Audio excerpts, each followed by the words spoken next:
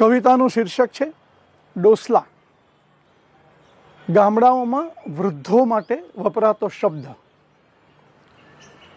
કે ગામને પાદર વડલા હેઠળ ડોસલા બેસે 10, એને આખા ભવની વાતો કરતા રહેતા ખેંચતા રહેતા આયખાનો ઈ કસ. બગલાઓની પાંખ જેવી તો ચોરણી, ઉપર કેડિયું, માથે પાઘડી કાં તો ટોપી. ભર ચોમાસે ટહુકી ઉઠે સીમ ઈ ટાણે, ભાભલાઓને સાંભળી જાતી પોતપોતાની ગોપી. એને વીતેલ કાળને જરા ખોતરી, એમાં ડોકિયા કરીને બોખલું હસીને તાણતા રહેતા એકબીજાની નસ. ગામને પાદર વડલા હેઠળ ડોસલા બેસે 10, ગોઠણે ટાઈટ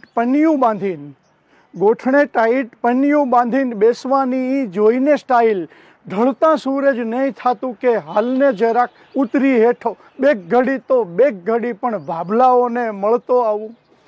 વાયરાને પણ એમ થાતું કે ડાયરામાં હું થાય છે વાતું, કાન કરીને સરવા ઘડીક હાલને હું સાંભળતો આવું. કે હોયના છેલ્લી સાંજ ઈ રીતે ઉજવી લેતા, ખીજવી લેતા, ગટગટાવીને રોજ પી લેતા, જિંદગી નામે રસ. ગામને પાદર વડલા હેઠળ ડોસલા બેસે 10. શહેરથી આવેલ 5 મોબાઈલ આંખ ફાડીને રહી ગયા જોતા, એ તડાકે તાળીયું દેતા ડોસલા સાલાઉ આટલો બધો કેમનો કાઢે ટેમ. આપણા વગર કોઈ જીવી શકતું જ નથી એમ માનતા હોય ઈ ભલભલાના અહીં આવીને ફટફૂટી જાય વેમ. એ પોતીકી